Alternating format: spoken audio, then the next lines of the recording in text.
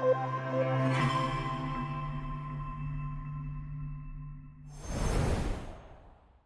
what's up everyone? GameDad here, coming at you guys with part 2 of my current DS collection. Last week we took a look at the first half of the collection, and this week we're taking a look at the last half of the collection. So, come with me as we check out the games that are on the list today.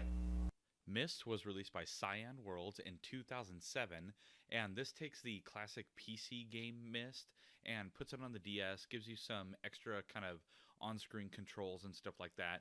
Other than that, though, it plays a lot like the original game. I would say it plays a little faster, but if you're into point-and-click style, puzzle, adventure kind of games, then this is definitely right up your alley. Up next, we got Personal Trainer Cooking, released by Nintendo in 2006, and this is another one of those like cooking kind of game carts, but is actually one where it really does teach you how to cook. And I gotta say, I actually used this to cook some of my very first actual meals that didn't, involve a microwave.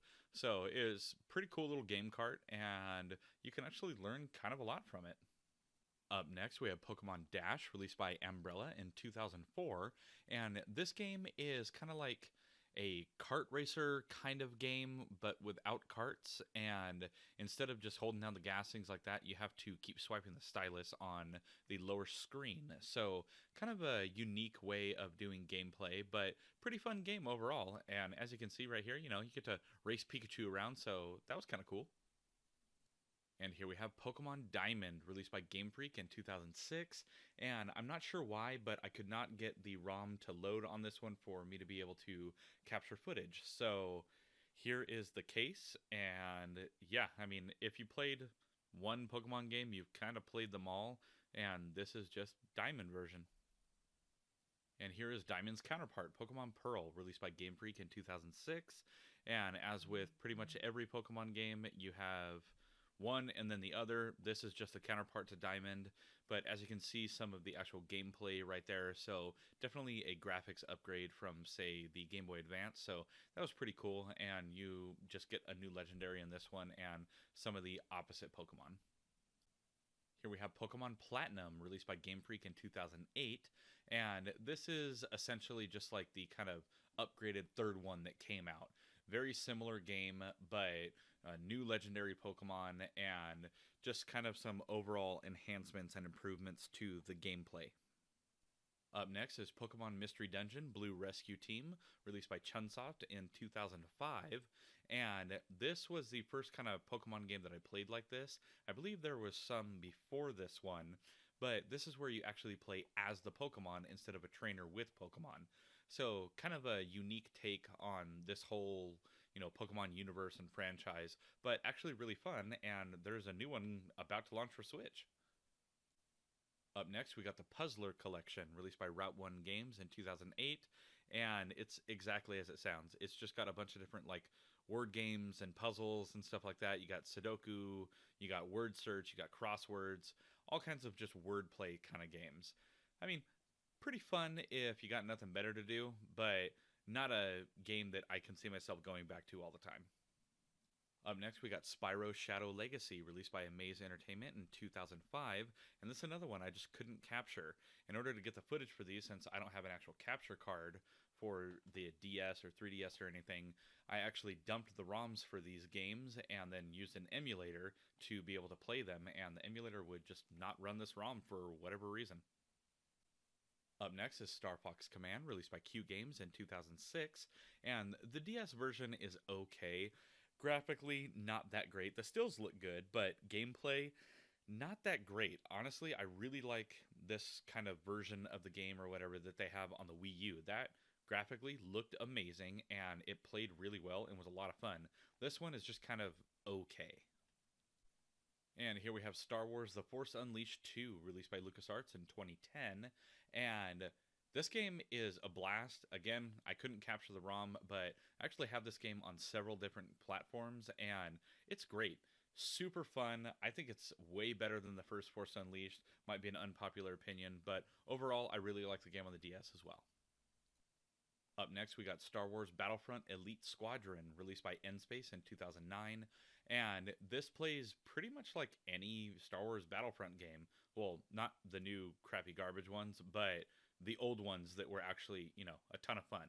Graphically, it is not great. It looks way better playing these kind of games on, say, a PSP if you're going to go the handheld route. But overall, I mean, it's cool that it made its way to the DS. Last up for the Star Wars games is Star Wars Lethal Alliance, released by Ubisoft Montreal in 2006. And this game, it's pretty good. I mean, it has a story and stuff like that, so that's kind of nice to get a Star Wars game with an actual story instead of just diving into instant action. But overall, not the best one I've played on the handheld or on handhelds in general. Now here's a classic, Super Mario 64 DS, released by Nintendo in 2004, and this takes Super Mario 64 and puts it just in the palm of your hand.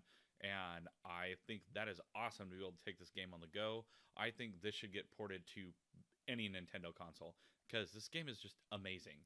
They do add some extra things versus the original N64 version, but overall, the game is just a blast. Up next is Super Princess Peach, released by Tose in 2005, and this is the first time that I know of where Peach got her own game and was actually the star of the game.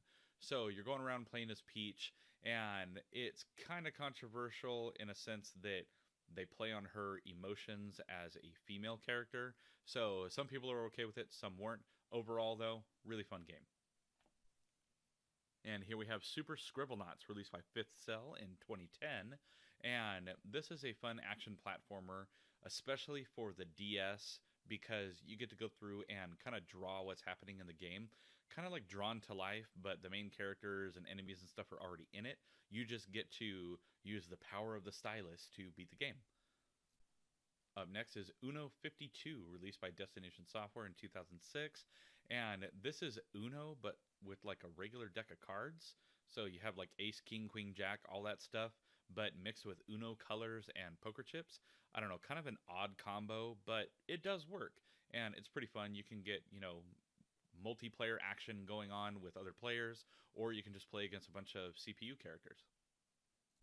Up next, we got Yoshi's Island DS, released by Artoon in 2006. And this, again, just like Mario 64, is a beloved remake of Yoshi's Island, Super Mario World 2, from the Super Nintendo days. And they just put it on the DS and made it so that you could use a stylus. The game is awesome. I really like the inclusion of being able to use the stylus because it just adds to the gameplay. And here we have Yoshi Touch and Go, released by Nintendo in 2005, and it kind of plays off the Yoshi's Island vibes, but makes it way more touch-centric with the stylus.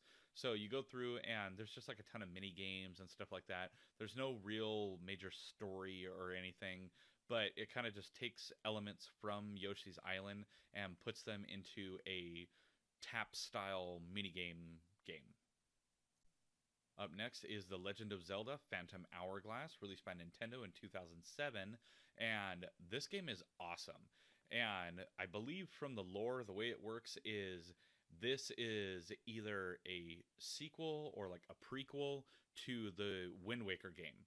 And it's all kind of interconnected and everything, but this game is fantastic. I super enjoyed this game.